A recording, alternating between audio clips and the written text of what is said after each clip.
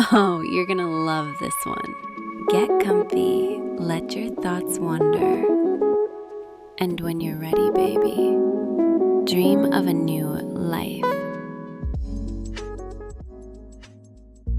The Enchanted Wager. Power Girls Awakening by Catherine Serafina. Chapter 9, October 17th to the 2025. First bell hadn't even finished whining when the corridor filled. Locker doors slamming, perfume and pencil shavings, 100 conversations tripping over each other. My cap did nothing now. Pale strands kept sliding forward, catching in my lashes, giving me away no matter how low I pulled the brim. Becca slid in at my shoulder like she'd been waiting for my orbit. "Morning, Kara," she said, soft enough it could have been a joke, loud enough for people nearby to hear. Before I could snap back, Marcus from Chem edged past, balancing a stack of photocopies. He glanced at me, then at Becca, and smiled faintly. "Oh, Kara, you dropped this," he said, handing me a notebook I hadn't realized had slipped under my arm.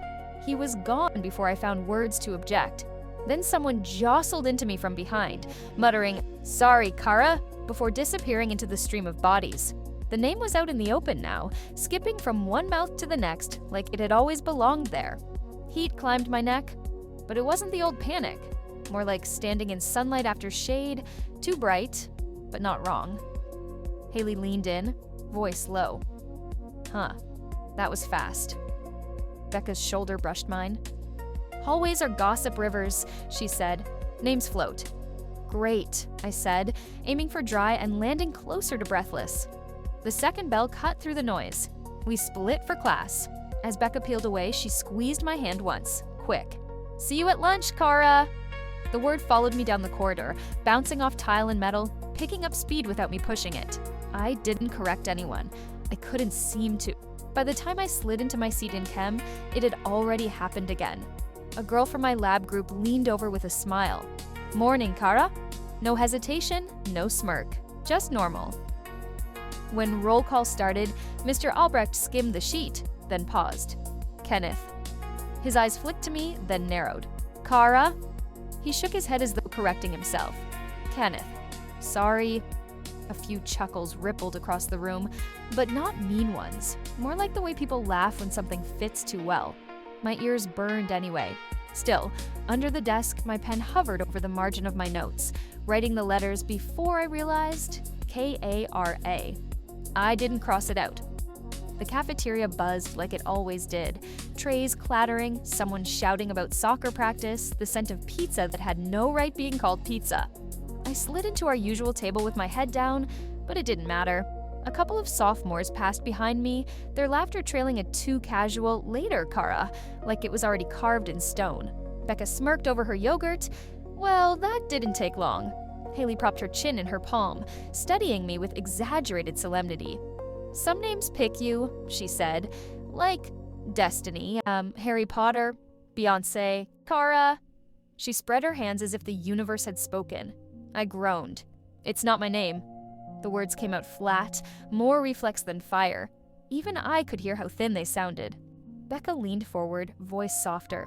"Look at you, though. Tell me Ken fits better than Kara."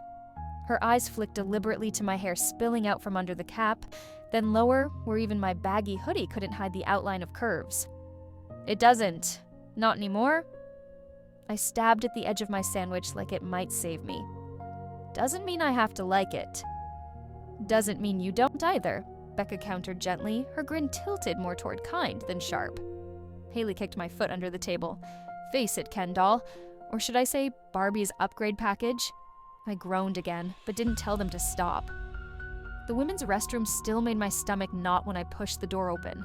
I'd been fighting it for days, hovering outside until the urge to pee nearly doubled me over, but the men's room wasn't an option anymore. Too many stairs, too many risks.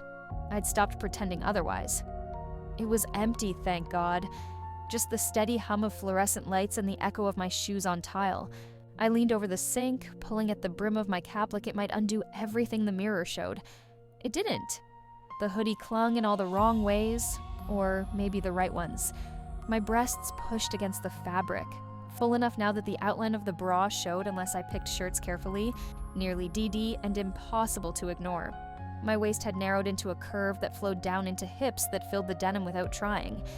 I tugged the hoodie up just enough to see. The bra strap cut a faint line across my shoulder, a reminder of weight that wasn't going away. My face stared back, softer around the cheeks, lips fuller, eyes wider. Not Ken's face, not really.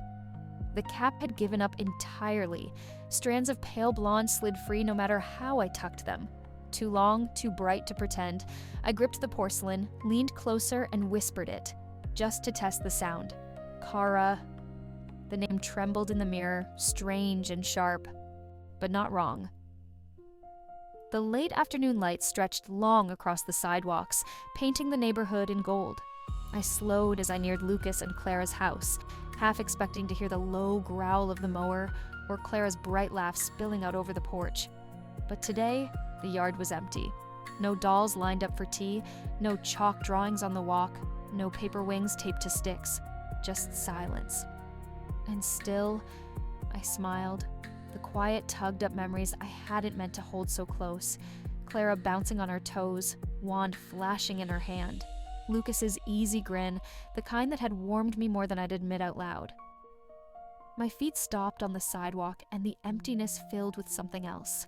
A picture so clear it stole the breath from my chest. Clara bursting from the porch, ponytail flying, her voice ringing through the air. "Hi, Kara!" Her little arms stretching wide like she might hug the whole world. Lucas stepping out after her, casual, one hand in his pocket, the other lifting in a wave. His mouth shaping my name. Not Ken, not even hesitation. Just Kara, said like it had always belonged. I could hear it, feel it, the way the syllables wrapped around me like sunlight through stained glass. Too bright, too beautiful. The scene wavered, flickered, and dissolved back into quiet lawn and empty steps, but the warmth didn't leave. I started walking again, my smile lingering like the echo of a song I hadn't heard in years, but somehow knew by heart. Becca's living room glowed with the soft spill of lamplight, textbooks abandoned on the coffee table in favor of chips and a half-finished soda. I stretched out on the floor, hoodie tugged tight around me, pretending I wasn't listening as the conversation swerved exactly where I didn't want it to go. "So," Becca said, too casual to be casual, "Halloween's in a couple of weeks. And honestly, you're already basically in character." I groaned into my sleeve. "Don't start." She only smirked. "I'm serious. That suit is going to fit perfectly any day now, like it was made for you." Haley leaned back in her chair, grin wicked. "And if Kara chickens out?" She drew out the name with theatrical relish. "There's always the backup plan. Sexy pirate wench, ruffled blouse, leather boots, fake sword, instant classic." I buried my face in my hands. "You two are the worst." "Correction," Becca said lightly, nudging my leg with her toe. "We're the best, because we're right." "Yeah," Haley added sing-song. "And Kara's got the hair for it already. Just imagine, wind in your blonde locks, shouting yo-ho at some poor freshman." I peeked at her through my fingers. "Please stop." "Not until you admit it sounds hot," she said, grinning like the cat who'd found the cream. I groaned louder, but my protest had no teeth. They knew it. I knew it. My silence said more than I wanted it to. Haley clapped once, victorious. Progress. That night, back in my own room, the echoes followed me. Becca's insistence, Haley's sing-song voice, the way my own lack of denial seemed to hang heavier than any words I could have spoken. I sat on the edge of my bed, hair falling around my shoulders, no matter how many times I tried to shove it back under the hood. In the dark mirror across the room, the outline looking back wasn't Ken's anymore. "Kara," I whispered, testing it on my own tongue. Strange, bright, too much. But I didn't flinch. For the first time, I didn't feel like the name was chasing me. It was waiting.